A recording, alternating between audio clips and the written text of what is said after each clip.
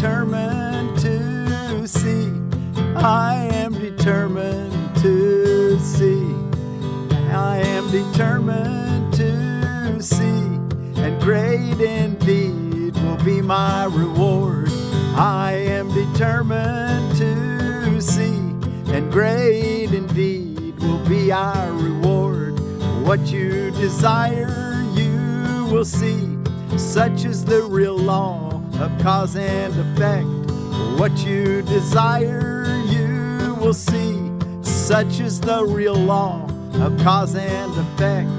As it operates in the world, as it operates in the world. What you desire, you will see.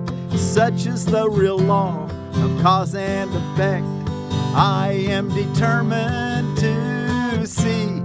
I am determined to see. I am determined to see. I am determined to see. I am determined to see. And great indeed will be my reward. I am determined to see. And great indeed will be our reward.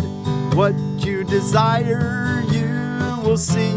Such is the real law of cause and effect. As it operates in the world, as it operates in the world. I am determined to see. I am determined to see. I am determined to see. I am determined to see. I am determined to see. Well, thank you all so much for joining me today and studying Lesson 20 in A Course in Miracles. We're reading from the Foundation for Inner Peace version of A Course in Miracles. And I'm Forgiveness Willie, teaching forgiveness from the Ozarks, sitting here on the banks of the icy Silver Creek, just south of Joplin, Missouri. So it's actually a Saturday for me, but this will be for our Lesson 20 for Tuesday, January the 20th of 2026. So it's a little chilly today. I do have my little hot rock with me, but let me put my gloves on as we're reading so that my fingers can stay a little bit warmer. It's supposed to get down to 12 degrees tonight. Okay, well, thank you all so much for joining me. I already said that, but I really want you to feel welcome and want you to come back anytime you want and make your way through this sacred book that teaches you how to be happy in all situations, how to see God in all situations, how to reach the one state that we're all part of anyway. You might as well be aware of it, the At-one-ment that he talks about, or some people call it the atonement. Okay, I am determined to see. And I did to say this for Tuesday, January the 20th of 2026. I sometimes forget that. I am determined to see. We have been quite casual about our practice periods thus far. There has been virtually no attempt to direct the time for undertaking them. Minimal effort has been required, and not even active cooperation and interest have been asked. This approach has been intentional and very carefully planned. This approach has been intentional and very carefully planned. We've not lost sight of the crucial importance of the reversal of our thinking. We want to reverse from the way that we feel like we're in pain and suffering and can be attacked and that we're vulnerable, to the glorious position of our true creation as God created us, as eternal beings that can't die. Only the body can die, and the body isn't us. It's what we can identify as us, but that doesn't make it truly us. And you realize that when you die and you look down at your body, when it was out of body or near-death experience, people, Well, I'm still alive, but there's my body down there dead. We have not lost sight of the crucial importance of the reversal of your thinking. The salvation of the world depends on it. The reversal of the way we think now, the salvation of the world depends on the reversal of this thought. Yet you will not see if you regard yourself as being coerced, and if you give in to resentment and opposition. He doesn't want you to feel coerced, so he's pretty much hadn't put any structure in our lessons up to this point, because he doesn't want us to feel pushed around. This is our first attempt to introduce structure. Do not misconstrue it as an effort to exert force or pressure. You want salvation. You want to be happy. That's what salvation is being happy. You want peace. You do not have them now because your mind is totally undisciplined, and you cannot distinguish between joy and sorrow, pleasure and pain, love and fear. You are now learning how to tell them apart, and great indeed will be your reward when you can tell the difference between love and fear. He says that right now we're having a hard time seeing distinguish between joy and sorrow, pleasure and pain, love and fear. You're now learning how to tell them apart, and great indeed will be your reward. Paragraph 3. Your decision to see is all that vision requires. Wow, vision requires that you desire, that your decision to see is all that vision requires. What you want is yours. Do not mistake the little effort that is asked of you for an indication that our goal is of little worth. And that's a key idea.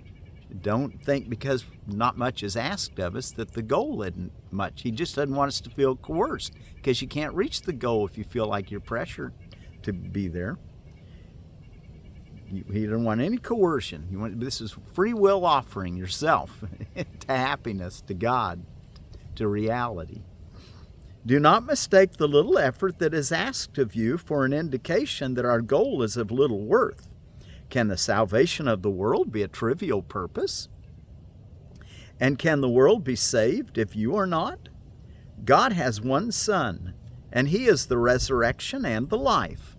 Okay, there's just one Son. We're going to learn a little bit more about that in our text reading today. Let's see if I can get this thing to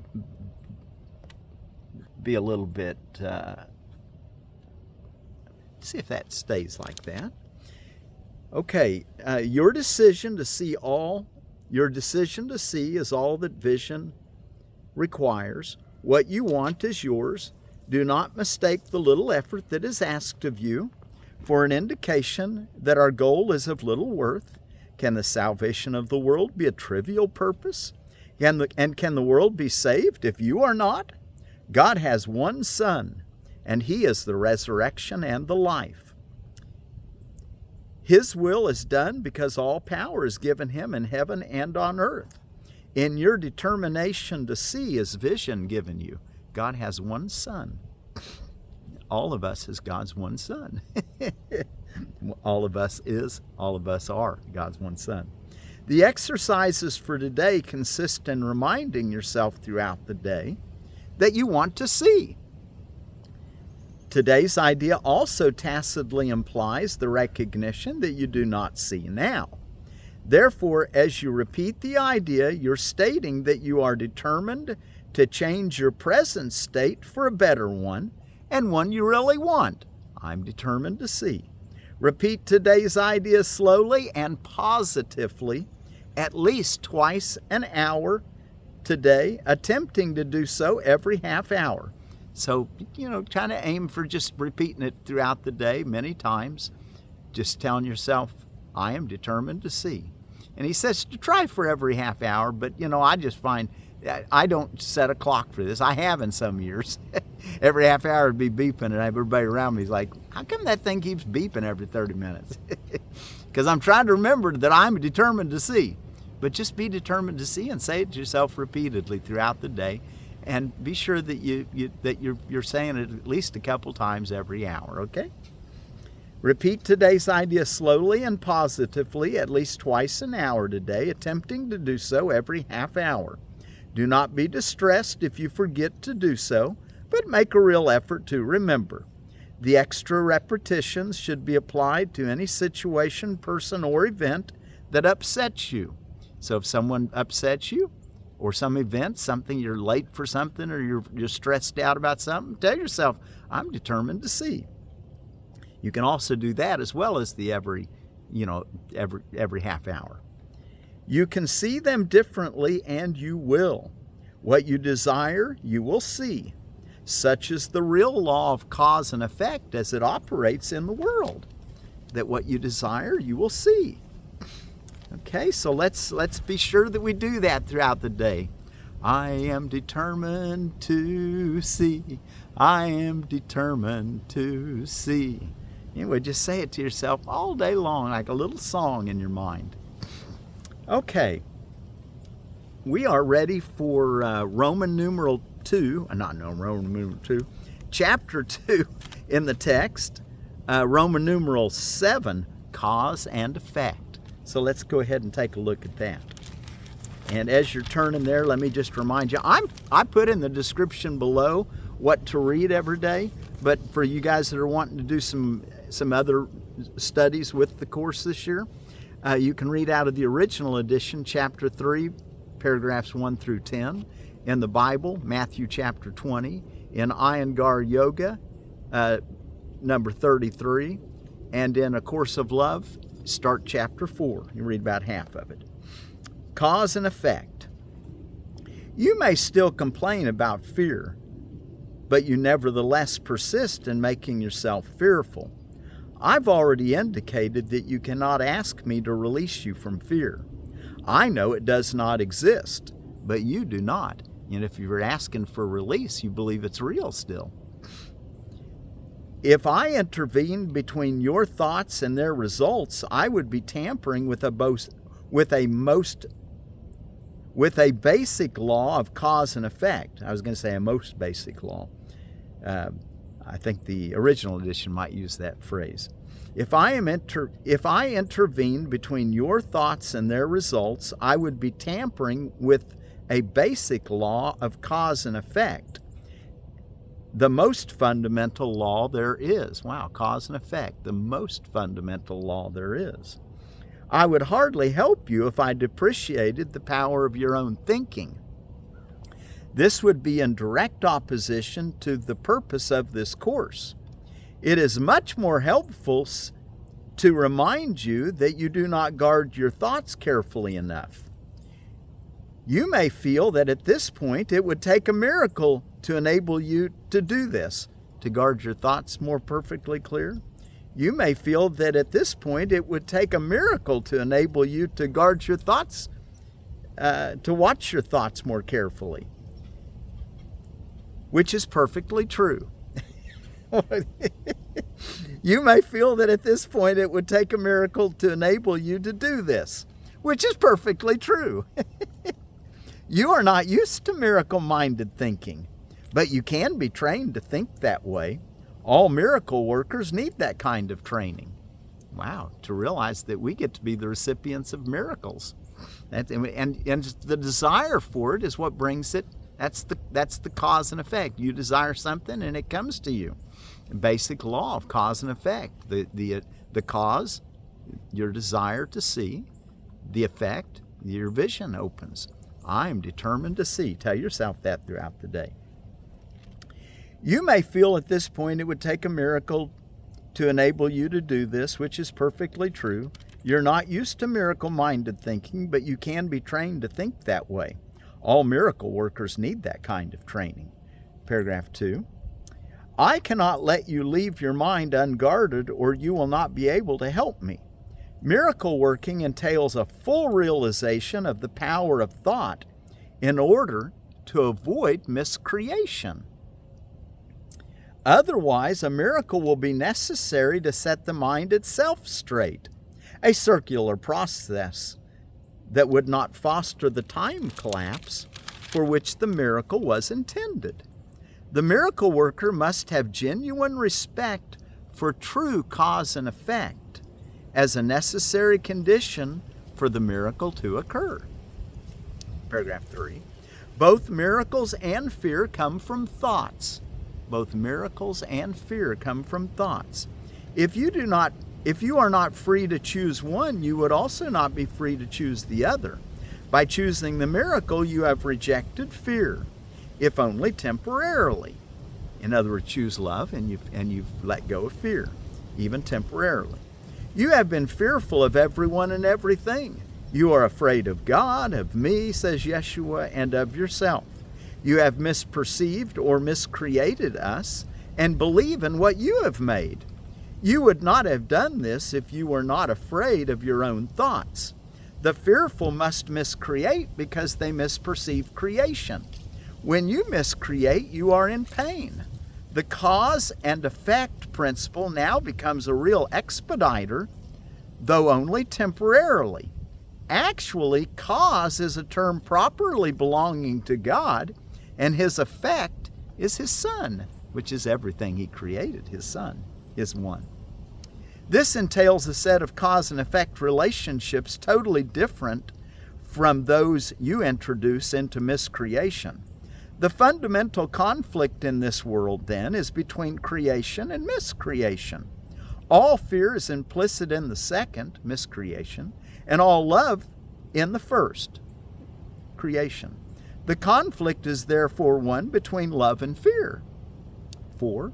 It has already been said that you believe you cannot control fear because you yourself made it, and you believe in it. And your belief in it seems to render it out of your control. Yet any attempt to resolve the error through attempting the mastery of fear is useless. In fact, it asserts the power of fear by the very assumption that it need be mastered. The true resolution rests entirely on mastery of love. In the interim, however, the sense of conflict is inevitable, since you have placed yourself in a position where you believe in the power of what does not exist. 5. Nothing and everything cannot coexist.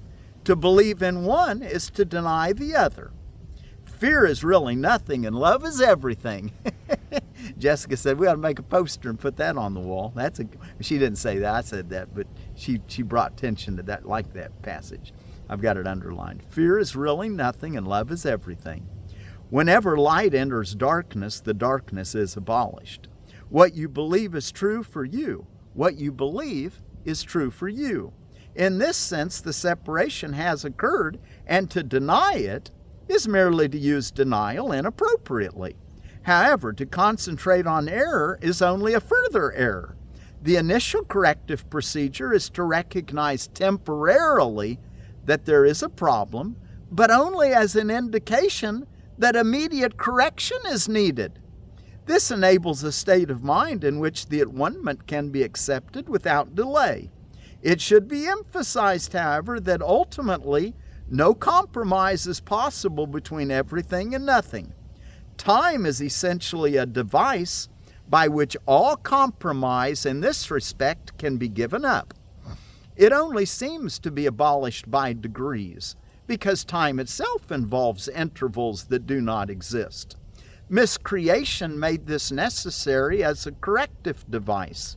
The statement, and he's going to quote John 3:16, and he's going to say it needs a slight change to be meaningful in this context. The statement, for God so loved the world that he gave his only begotten Son, that whosoever believeth in him should not perish, but have everlasting life, needs only one slight correction to be meaningful in this context. For God so loved the world that he gave it to his only begotten Son, that whosoever believeth in him should not perish, but have everlasting life. He gave it to His only begotten Son. Paragraph 6, it should especially be noted that God has only one Son. If all His creations are His Son, every one must be an integral part of the whole sonship. Now there's the at-one-ment right there. You can read about it in the parable of the prodigal son. Or not prodigal son, the Good Samaritan. That Jesus answered, everyone's your neighbor. Love your neighbor as yourself, and everyone's your neighbor. However, this is the sonship in its oneness transcends the sum of its parts. However, this is obscured as long as any of its parts is missing. That is why the conflict cannot ultimately be resolved until all the parts of the sonship have returned. Only then can the meaning of wholeness in the true sense be understood. Any part of the sonship can believe in error or incompleteness if he so chooses. However, if he does so, he is believing in the existence of nothingness. The correction of this error is the at-one-ment. And the last paragraph for today finishes section 7. I've already briefly spoken about readiness, but some additional points might be helpful here. Readiness is only the prerequisite for accomplishment. The two should not be confused. Readiness is only the prerequisite for accomplishment. The two should not be confused. As soon as a state of readiness occurs, there's usually some degree of desire to accomplish, but it is by no means necessarily undivided. The state does not imply more than a potential for a change of mind. Confidence cannot develop fully until mastery has been accomplished.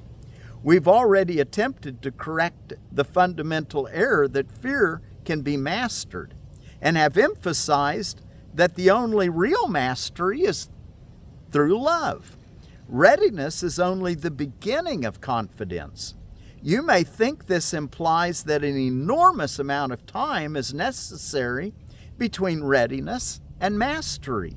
But let me remind you that time and space are under my control, says Yeshua. Okay, let's see what's going on around the world as we are today, having the true desire to being determined to see. Birth of Guru Gobind Singh Sahib, Sikhs celebration. Week of prayer for Christian unity, and I would say just let it be the week of prayer for unity. And not just Christian unity, but that's part of it, but be unified with everybody. Timkat Eve, the Ethiopian Orthodox day where they celebrate Jesus' baptism. Gone for a couple days here, hadn't it? I'm not sure how that works. Saint Sebastian's Day, he was a martyr for both Catholic and Orthodox Christians. Day of Racial Healing. Well, that sounds like a good thing to have, a day of racial healing. And let's see, out of holidays and observers, I found that it's Camcorder Day, Inauguration Day. Of course, I don't know if they have that. I don't know how they do it on the off years. Maybe they're International Day of Acceptance, Bill Cosby Sweater Day, Charlie Day, and Claudia Day. I have a new daughter, a granddaughter-in-law, Claudia. Welcome to the family, Xander's wife. It's also Judy Day and Sebastian Day. I don't usually make mention of the names day, but I don't know, for some reason I wanted to today. Charlie Day. He was my teacher. And Claudia is my step-granddaughter. Disc Jockey Day, Penguin Awareness Day, Rid the World of Fad Diets and Gimmicks Day, Take a Walk Outdoors Day. Of course, I'd recommend that. And we're going to look at another, they talk about how you can grow your own chicken feed. And your basic plants are your tall ones like corn, but corn's not so good because of you could do corn, but things like amaranth, sorghum. Anyway, I'm looking at that with my corn. Love Lies Bleeding is a red amaranth, and it's Amaranthus cordatus. And it says in Baker's Creek Heirloom Seed Catalog, it's a 60-day, an heirloom flower of antiquity that is rooted in indigenous culture of South America as well as in cottage gardens of yesteryear. This is a very old heirloom variety that was very popular as a dramatic ornamental dating back to before 1700. The 3 to 4 foot tall plants are covered with very long rope-like flowers of a deep, brilliant red color. Anyway, there's a picture of it here. I'll show it to you. Can you see that picture? Anyway, hopefully you can see that. Thank you, Baker Creek. Fine. And I don't know if they even carry it this year. I couldn't find it on there. That's an older catalog. Okay, are we ready? What else did we have to talk about today? Our word for peace is Maluia, out of Hawaiian. Our Hawaiian brothers and sisters. Maluia be with you. Okay, should we close with our song? Be sure to remember throughout the day to be determined to see.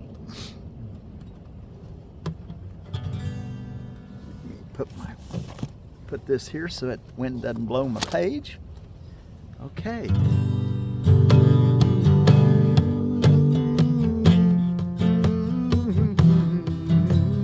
Maybe you'll just kind of hum it throughout the day. I am determined to see.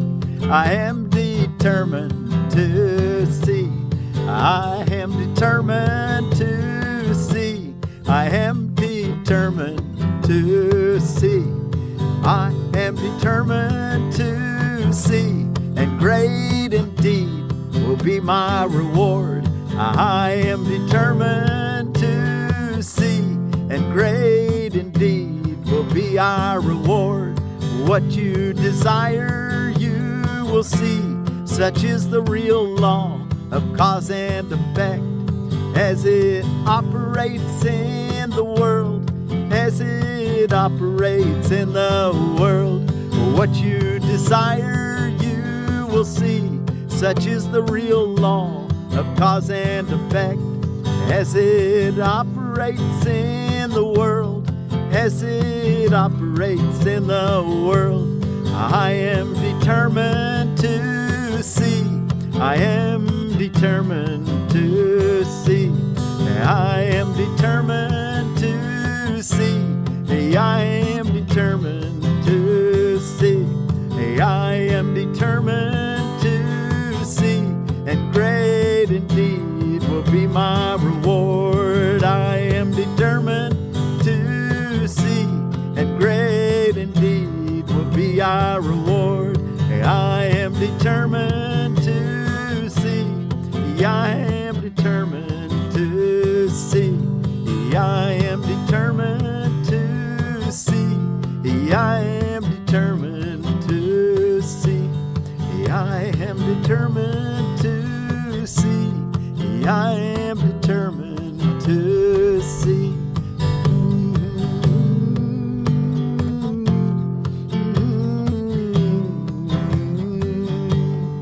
I am determined to see. I am determined to see. I am determined to see. I am determined to see. Okay, just kind of keep that going throughout the day. I am determined to see. I am determined to see. Put some feeling in it. Really be determined to have your eyes open. Let your eye be single and your whole body will be full of light. We're all one. The one sun. Let's begin to see it.